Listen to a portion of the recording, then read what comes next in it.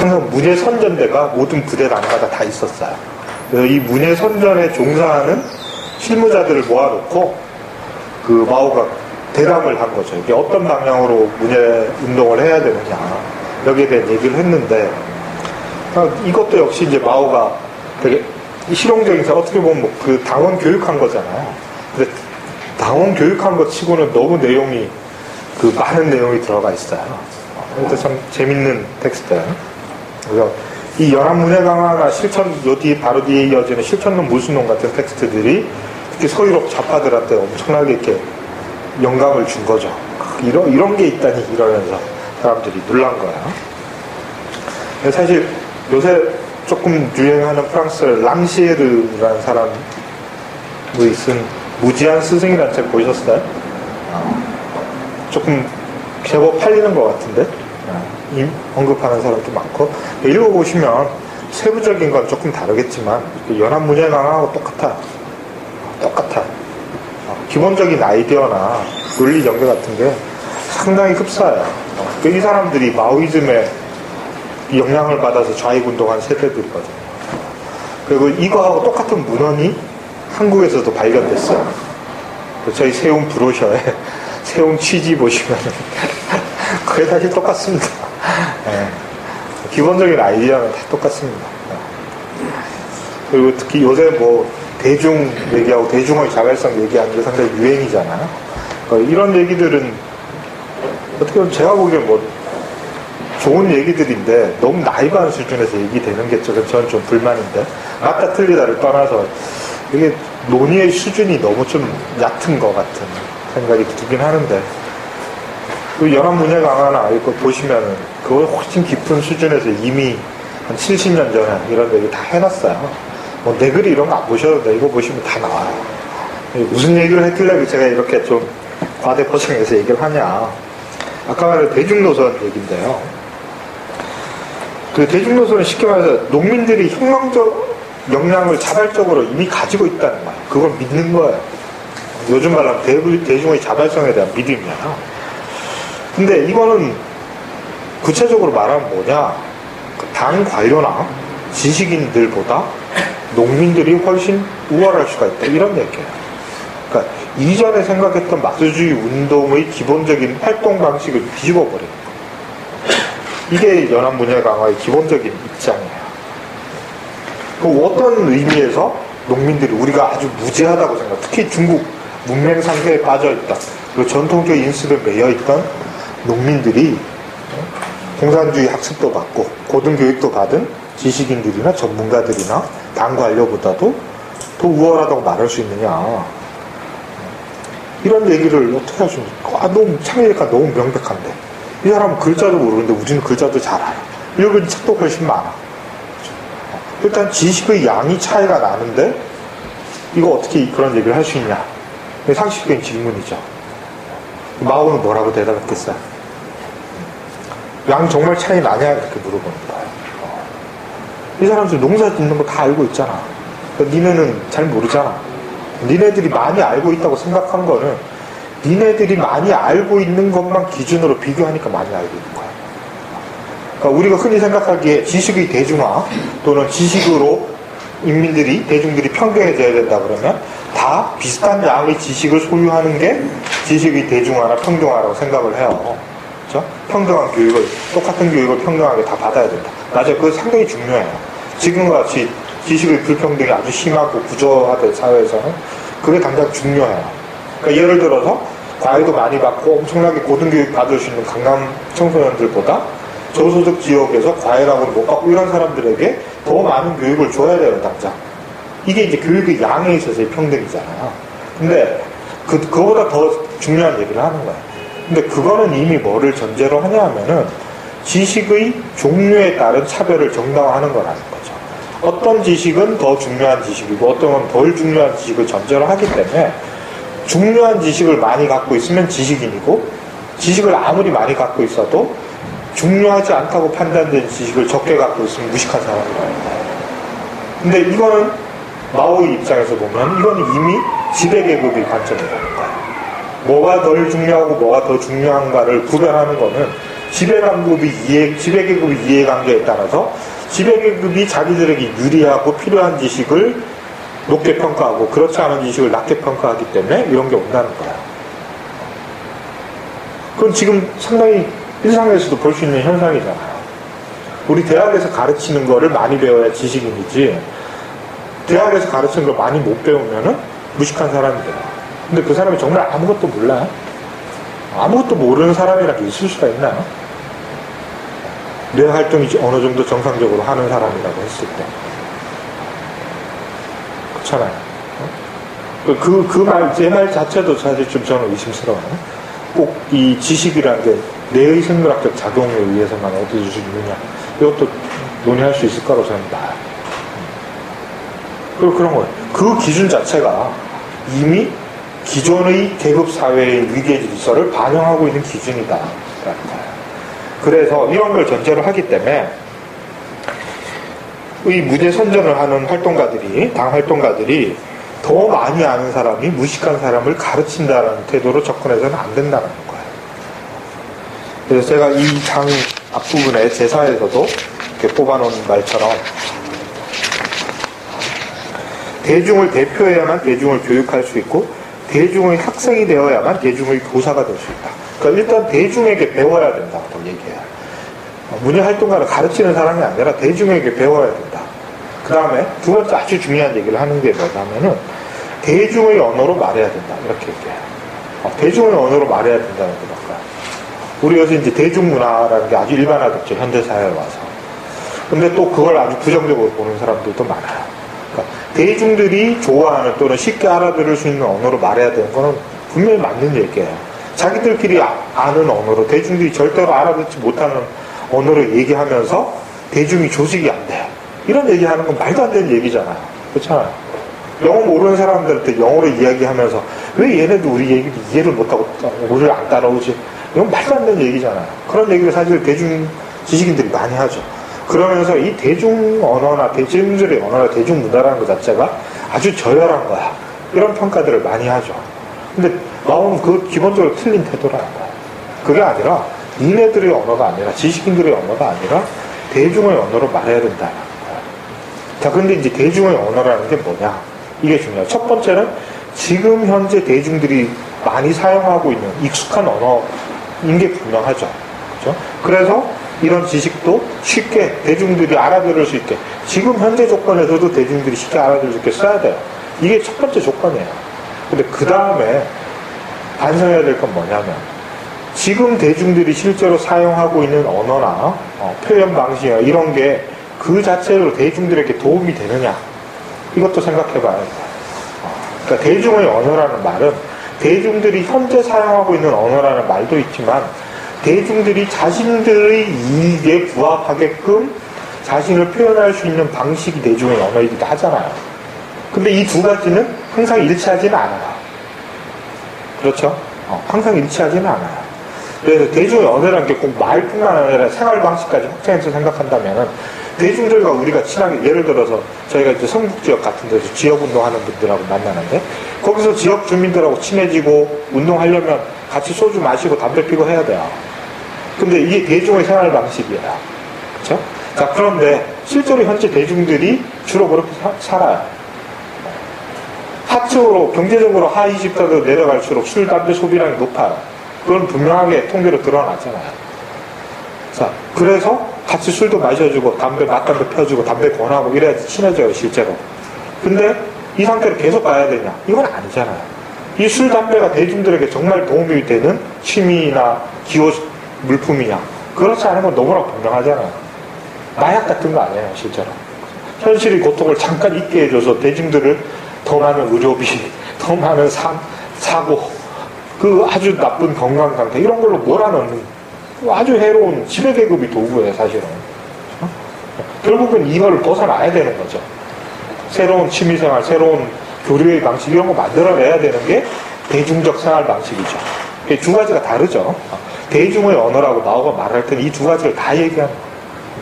현재적으로 대중이 쉽게 이해할 수 있고 말하는 방식이기도 하지만 대중 스스로 자기의 이해관계를 표현하는 언어여야 된다. 그러니까 대중의 이해관계, 대중이 알아듣기 쉽고 받아들이기 쉬운 것만 얘기한다고 되는 게 아니에요. 그러면 걸그룹이나 보이그룹이 제일 낫지.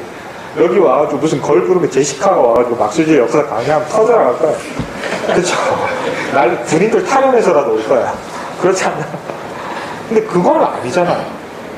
그쵸? 그런 거야. 현재 대중이 원하고 좋아하는 게 진짜 대중에게 이익이 되느냐? 그렇지는 않답니다. 그다음 근데 왜 이런 식의 대중의 언어가 왜 중요하냐 하면은 이런 지식의 격차라는 것이 결국은 사회적 위기를 재생산하기 때문이라고 보고 특히 공산주의 운동에서는 관료제의 위협의 직접적인 원인이라고 보는 거죠. 어떤 중요한 업무에 대한 지식을 소수의 사람들이 독점하고 있고 이 사람들이 행정적으로나 정치적으로나 특권을 가지게 되면 이 위계는 자본주의 사회에서의 계급적 위계와 마찬가지의 효과를 발휘할 거다라고 봅니다. 그 마오는 아주 초기부터 이런 관료제의 지식의 격차에 의한 위계의 재생산이 공산주의 사회의 건설에 있어서 상당히 큰 위협이 될 거라는 의식을 상당히 하고 있었어요.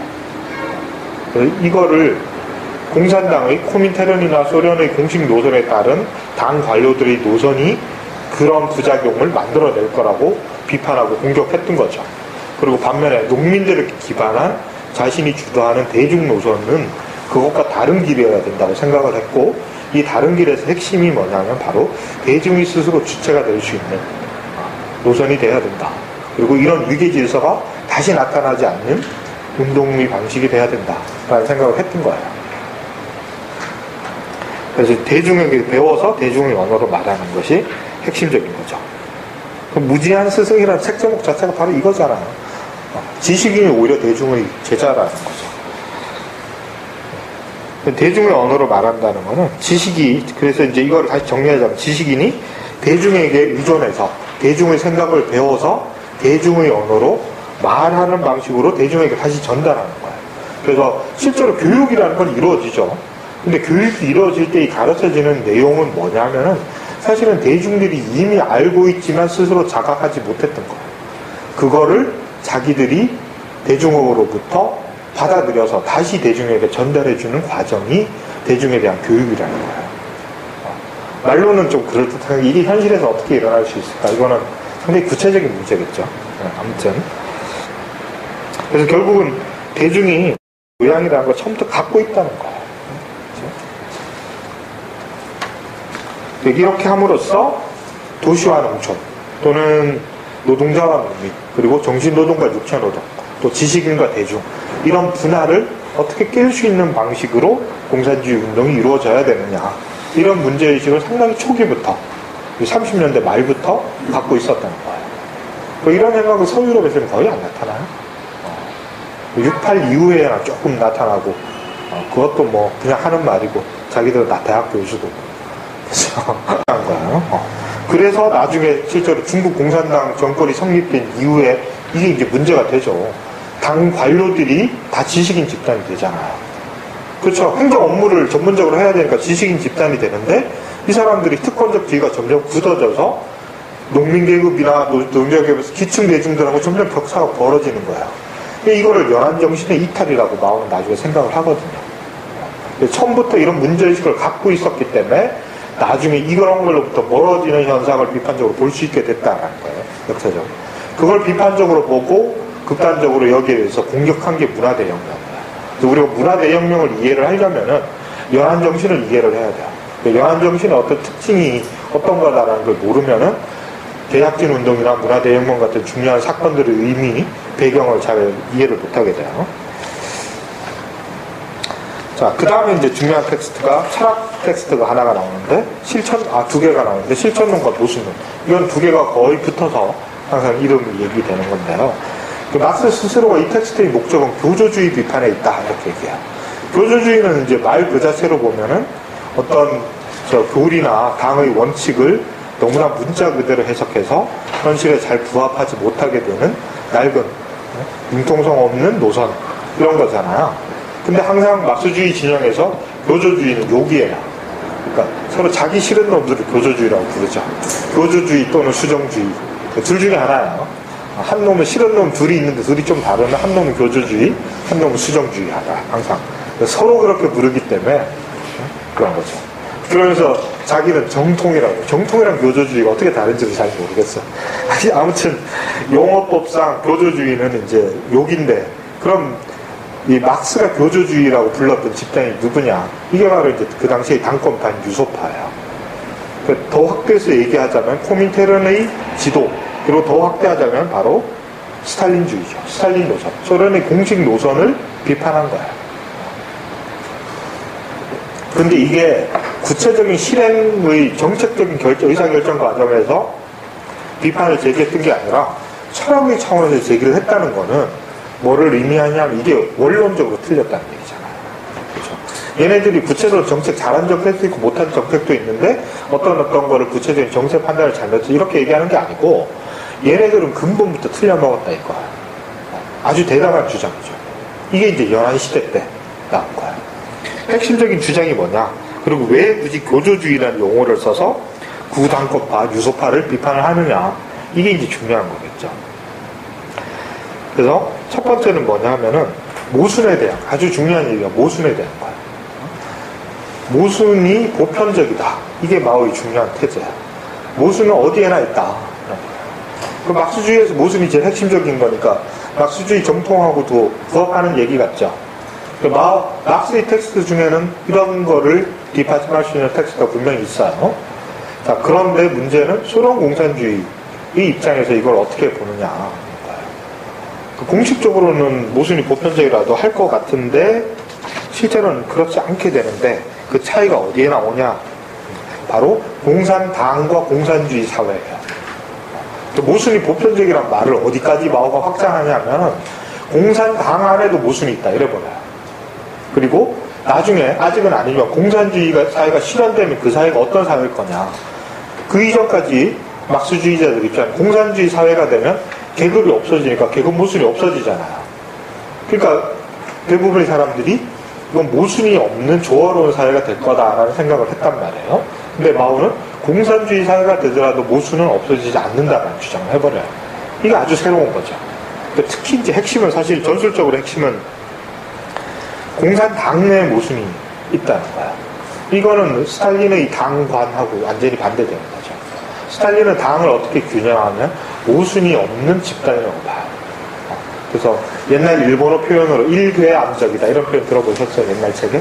그러니까 한 덩어리 바위처럼, 그러니까 여러 요소들이 덧붙여져 있는 게 아니라 이 덩어리가 모여가지고 콘크리트로 결합해 놓은 게 아니라 처음부터 한 덩어리, 나눌 수 없는 한 덩어리다. 이렇게 당을 규정했단 말이에요.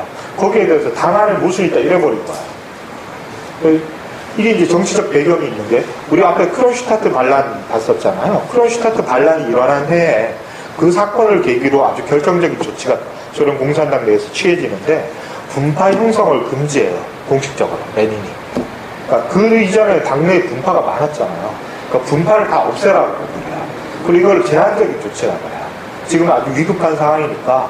근데 문제는 그 이후에 철회가 안 되고 계속 가버리고 스탈린에 가면은 당의 모델 자체가 보편적으로 일교환적 모델로 가버리거든요. 이거를 비판하는 거야. 당내에도 모순이 존재한다 이렇게 얘기해요. 그래서 모순이 있을 뿐만 아니라 이걸 부정적으로 보는 게 아니라 또 긍정적으로 봐요. 그래서 모순이 보편적이란 말은 다른 측면에서 보면은 세상에는 모순이 있다. 세상 만물 모든 곳에는 모순이 내재하는 거야. 우리가 보기에 아주 단일한 사물이라고 보이는 것도 그 안에는 다 모순이 내재하고 있다는 거예요. 근데 이 모순이 없으면 동시에 어떤 것도 존재할 수 없다고 봐요. 그래서 공산당 내에서 모순이 존재하는 게 스탈린주의의 관점에서 이게 문제란 말이에요. 이거 부정적인 거니까 빨리 모순을 해소시켜버려야 돼요. 근데 마오는 뭐라고 얘기하냐면 당 내에 모순이 있기 때문에 당이 더 발전하는 것이고 모순이 없으면 당은 없어질 거다. 이런 얘기를 한 거예요. 아주 대비되는 얘기를 한 거죠. 그 다음에 또 하나가 이제 모순의 특수성이에요. 그래서 모순의 보편성 다음에 바로 특수성을 주장하면 앞에 얘기하고 좀 상치되는 것 같죠. 근데 이거는 왜 그런 얘기를 하냐면 모순의 보편성이라고 말하게 되면은 교조주의적으로 빠지게 되는 오류가 있는데, 우리가 앞에서 앵겔스 얘기할 때 그 엥겔스 후기 저작들이 나중에 인터넷에서 계승되면서 이게 마치 초월적이고 보편적인 일반 원칙 이런 것처럼 받아들여져서 문제가 됐다는 얘기를 했었죠. 그렇죠? 뉴턴 물리학의 법칙처럼 만류인력의 법칙처럼 모든 사물을 지배하는 결코 벗어날 수 없는 어떤 보편적인 불변의 하나의 원칙이 있는 것처럼 막스주의가 이런 거 얘기하는 것처럼 받아들였단 말이에요. 그래서 이 인터내셔널에서 막스주의를 아주 속료화시켰다 이런 얘기를 했죠. 바로 그런 생각을 비판하는 거야. 근데 모순은 보편적으로 어디에나 존재하는데 어디에나 존재한다고 해서 이게 단일한 한 가지 고정된 형태로 존재하는 게 아니라는 거야. 모순 모든 곳에 존재하지만 존재하는 모든 모순들은 다 그 형태들이 다 다르다는 거야. 특수한 형태로만 존재한다는 거야. 좀 이해가 돼요? 모순이 보편적으로 모순이 어디에나 있다는 그 얘기일 뿐이고 모순이 보편적으로 똑같은 방식으로 똑같은 형태로 있다는 얘기가 아니고 보편적으로 있긴 하지만 모든 사물에 있는 모순들은 다 다른 모순이라는 거야.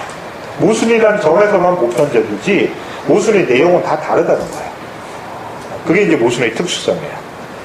그래서 이렇게 얘기하면서 인터내셔널이나 스탈린주의에서 나타났던 하나의 보편적인 지배 원리로서 변증법을 이해하는 방식에 대해서 비판하는 거죠.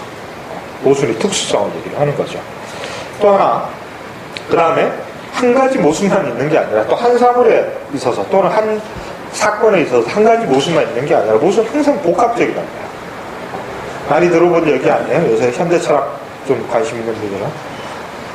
과잉결정, 알트세르 이런 얘기를 이거 다 저기서 나온 거예요. 과잉결정은 물론 프로이드 개념이지만 모순의 복합성이라는 게 알트세르 철학이 되게 중요한 출발점이잖아요. 이게 마오이즘에서 영향을 받을 거예요. 그러니까 모순은 복합적으로 존재한다는 거예요. 이게 무슨 얘기냐? 예를 들어서 혁명이 일어났어. 러시아 혁명에서 일어났는데 여기 1차적인 모순은 당연히 막스주의자를 보는 계급 모순이죠. 그렇지만 계급 모순도 있고 종교적인 모순도 있고 문화적인 모순도 있고 다 있더라는 거예요. 민족 갈등이란 모순도 있고 이런 게 중첩되어 있다는 거예요. 중첩되어 있다는 거예요. 어떤 아주 단순한 사건처럼 보이는 것에도 단일한 모순만 존재하지는 않고 항상 모순은 복합적으로 존재한다. 그 얘기예요. 내가 누구가 싫은데 딱 한 가지 이유 때문에 싫은 건 아니에요. 내가 누구랑 밥 먹는데 저 새끼 집 쩝쩝거리는 거 좀 정말 배기 싫어. 이거는 이미 그 사람한테 감정이 쌓여 있었던 거야. 뭔가 싫은 게 있었던 거야. 그렇죠? 안 그러면 그 애인이 그러면 예뻐 보여요. 처음에는 한 3개월 전에는 예뻐 보여요. 그렇잖아. 3개월 지나면 태도가 달라지겠죠. 그런 거. 이거 아주 단순하게 보이는 사물이나 사건 안에도 모순이 수많은 모순이 복합적으로 얽혀 있다는 거야. 그 말은 어떻게 볼 수 있냐면 하나로 환원시켜서 해석될 수 있는 사물이나 사건은 하나도 없다는 거예요. 이거 상당히 위험한 주장일 수 있어요. 막스주의 진영에서. 왜? 막스주의 핵심적인 토대가 뭐예요? 역사의 발전은 생산력과 상상력의 모순을 중심으로 설명되잖아요. 물론 상부구조의 모순이 거기서 파생되지만 이걸로만 설명 못한다는 얘기예요. 이거를 물론 막스도 그런 얘기하죠. 모순이라는 게 상대적이라는 그런 얘기를 하지만 마오는 이걸 더 강하게 얘기를 해버리는 거야. 경제적 모순만 있는 게 아니다. 근데 어떤 일이 이제 사건이 딱 일어나고 변화가 일어날 때는 중심이 되는 계기는 있고 좀 덜 중요한 계기는 있겠죠. 그래서 이 복합적인 모순 안에는 주요 모순과 부차적 모순이 있다 이렇게 얘기를 해요. 예를 들면은 계급 모순이 중요한 모순이고 그 다음에 러시아 정교에 대한 인민들의 거부감 이게 이제 부차적인 모순이다 이렇게 설명할 수 있다는 거야. 자, 그런데 여기까지는 막스주의 정통의 원리하고 마찬가지예요. 모순이 하나가 아니고 복합적일 수도 있고 상부구조도 중요한 역할을 한다 이것까지는 맞는데 마오는 거기서 더 나가버려요. 더 나가서 복합적인 뿐만 아니라 주요 모순, 부차적 모순이 있는데 이 주요 모순과 부차적 모순이 고정되어 있는 게 아니라고 그러거예요. 어떤 국면에서는 이게 중요한 모순이다가 어떤 국면에서는 이게 중요한 모순으로 바뀌어버린다는 거예요. 이거를 막스주의의 혁명관에다가 적용시켜놓고 보면은 막스주의는 기본적으로 경제적 모순이 1차적인 모순이에요. 이게 제일 주요 모순이에요. 다른 모순들이 물론 영향을 미치기 때문에 이 결과로서 어떤 역사의 변화가 나타나는 거긴 하지만 주요 모순과 부차적 모순의 위치가 바뀌지는 않아요. 근데 마오는 이것도 바뀔 수 있다고 봐요. 그래서 어떤 국면에서는 계급 대립이 역사를 발전시키는, 변화시키는 중요한 모순이 아니라 의식적인 어떤 실천 같은 게 훨씬 더 중요할 수도 있다, 이렇게 해버리는 거예요. 이거를 그냥 공식적으로 천명해버리는 거죠. 이렇게 되면은 사실 변증법의 이 이전까지 막수주의의 중요한 전제들로부터 거의 사실은 이탈해버릴 거예요. 그리고 기본적인 원칙이라고 할 수 있는 게 없어지잖아요. 이렇게 되면은. 그렇지 않아요? 이게 중요한 거긴 하지만 항상 그런 건 아니야. 이렇게 해버리면 이거를 공식적으로 자기들의 철학적 입장으로 삼았다는 거야. 그러면 도대체 어떻게 하자는 거야? 반대의 얘기가 당장 나올 수 있는 게, 그럼 우리는 세상을 어떻게 이해하고 어떤 노선을 취해도 이거 지침이 하나도 없는 거 아니냐? 그거 왜 없냐는 거야. 그거 왜 없냐? 현실 속에서 항상 일어나는 변화를 보고 이 국면에서 뭐가 주요 모순인지 뭐가 부차적 모순인지를 따라가는 게 중요한 거지. 처음부터 주요 모순은 무엇, 부차적 모순은 무엇 이렇게 정해놓고 그것이 적용되는지 안 되는지 살펴보는 거는 이거 교조주의다, 이렇게 얘기하는 거예요. 그래서 현실 속에서 일어나는 세계의 변화에 관심을 가지고 그 구체적인 양상을 과학적으로 분석해내는 것, 이게 막수주의자가 할 일이다, 이렇게 보는 거죠. 이거를 알트색으로 얘기한 거, 이게 정세 아니에요, 정세? 이게 컨정처라는 개념이에요. 그 프랑스 철학자들이, 좌파들이 마오이즘에서 결정적으로 영향을 상당히 많이 받아. 물론 똑같지는 않지만 거의 기본적인 틀은 여기서 온 거야.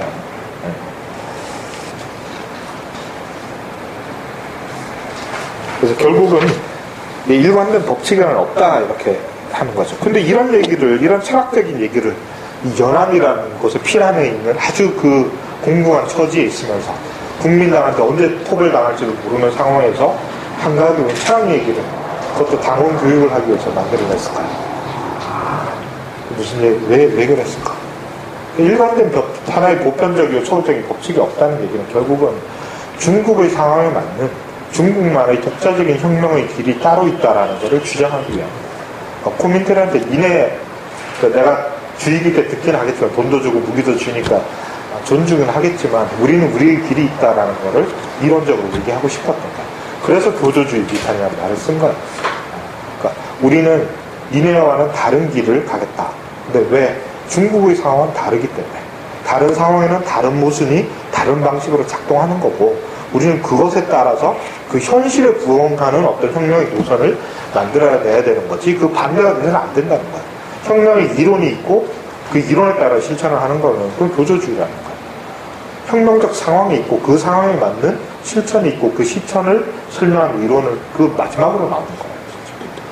저 이론주의에 대한 전면적 거부를 의미하게 돼요. 이거랑 대중노선이랑 뭐가 연결되는 것 같지 않아요? 그렇죠? 왜 연결되죠?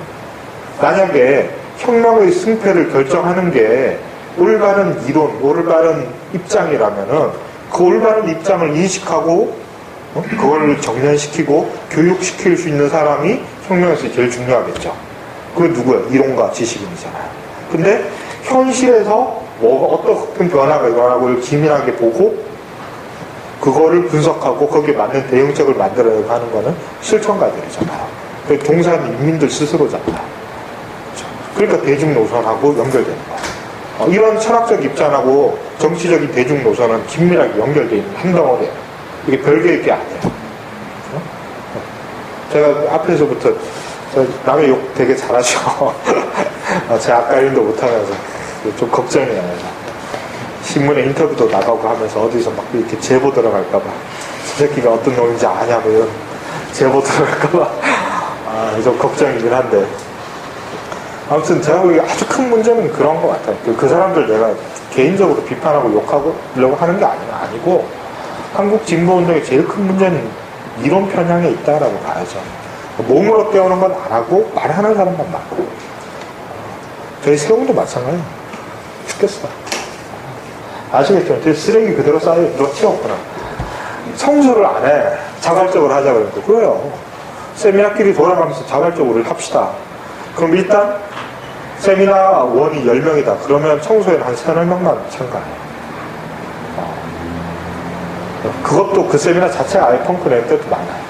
그럼 지저분한 데를 내버려둬요. 그러다가 뭐 행사 같은 거 하고 그러면 너무 하면 결국은 답답한 사람이 해요. 그럼. 근데 사실은 세움이라는 단체가 돌아가려면 그런 사람이 있어야 되잖아요. 우리 홍보물 이거, 이렇게 덩어리도 굳이 두 장 붙이려면 이거 되게 힘들어요. 학교 덮어 붙이려면. 공간 확보해가지고 이렇게 적당히 딴 거 가려가면서 이렇게 덮으려면 힘들어요. 근데 포스터 붙이자 그러면 한 3명, 4명 와요. 특히 여름, 겨울, 추울 때, 더울 때 제가 안 오거든요. 그래서 저희가 한 7년 포스터 붙이고 이런 게 한 5, 6년 되는데, 우리는 해보니까 참가하는 연인은 딱 그 사람이에요. 10명이 안 돼요. 딱 그 사람들이 붙여요, 항상. 가끔 이제 한두 명이 정말 이렇게 고맙게도 도와주고 하지만 뭐 세움 활동을 주기적으로 계속 하는 사람들이 아니니까 세움 활동을 좀 장기적으로 하는 사람들 중에서는 세미나 할 때는 정말 열심히 말도 많이 하고 막 남 비판하고 가르쳐주는 사람들은 많은데 그러려고 오는 사람들은 많아요, 세움에도. 근데 포스터 붙이자, 청소하자 뭐 이런 거 안 하고 운영회의 하자 그러면 아무도 안 와. 그런 거예요. 근데 저희는 그런 거 아니에요. 문동벌이 대체로 그래요. 인터넷에서 뭐 토론하고 글 쓰고 뭐 책 내고 인터뷰 이런 건 정말 좋아요. 정말 좋아하는데, 그리고 조금 더 이렇게 실천하는 거 하면 집회 가는 거. 그 정도. 거기까지가 끝이에요. 근데 사실 운동이 그런 걸로 이루어지나요? 아주 운동까지 아니에요. 조그만 개 모임 하나라도 어떻게 운영이 돼요? 한 10명 있는 개 모임 하나를 한번 모이는 것도 총무는 되게 힘들잖아요. 동계산하고 전화 다 돌리고 장소 예약하고 한 달에 며칠씩 쓰잖아요. 그쵸? 사회생활 해본 분들 다 아시잖아요. 근데 개 모임도 아닌 그 운동을 하면서 그 정도의 노력을 안 하는데 어떻게 운동이 살아남겠어요? 안 망하고 그나마 있는 것도 제가 보기엔 이상해요.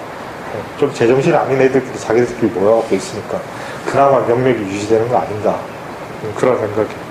그러니까 마오이즘은 이게 진짜 문제다라고 본 거예요. 제일 중요한 건 이거다라고 본 거예요. 사실은 제가 보기에는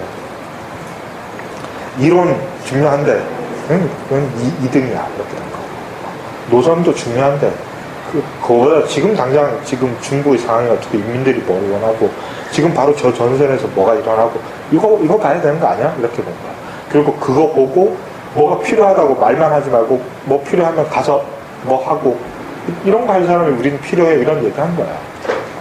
저 멀리서 이제 무전으로 실제로 유속파들이 뭐 이렇게 상황이 안 좋으면 모스크바로 가요. 그래서 이제 무전기로 뭐 이렇게 지령 내리고 그래요. 우리 그런 거 좀 안 했으면 좋겠어 이런 얘기예요, 쉽게 말하면. 그리고 그런 거 안 하고 현장에서 아주 구진을 하는 사람이 주인이 되는 당을 만들자. 그리고 그런 나라 만들자. 그리고 만약에 혁명 성공한 다음에도 지도하고 이런 사람들이 또 여전히 그 자리에서 노출되면서 우리 지도하고 그럴 것 같으면 그런 거 바람직하지 않은 거 아니냐. 그거는 계급 지배가 다시 다른 모습으로 나타나는 거 아닐까, 이런 생각을 한 거야. 그게 그 사람의 개인적인 정치적 야욕이나 부도덕함 때문에 일어나는 게 아니고 기본적으로 그 지식의 차이에 대한 어떤 불평등함, 이런 게 핵심적인 메커니즘으로 작동을 하기 때문에 그렇게 되는 거 아닐까라는 아주 근본적인 반성을 한 거죠. 그게 연안 시대의 정신이에요. 이걸 철학적으로나 뭐 이렇게 대중교육용으로나 표명한 게 연안 문예 강화나 실천론, 무신론이나 텍스트예요. 이 정신이 아주 중요하다. 마오이즘 이해하는 데.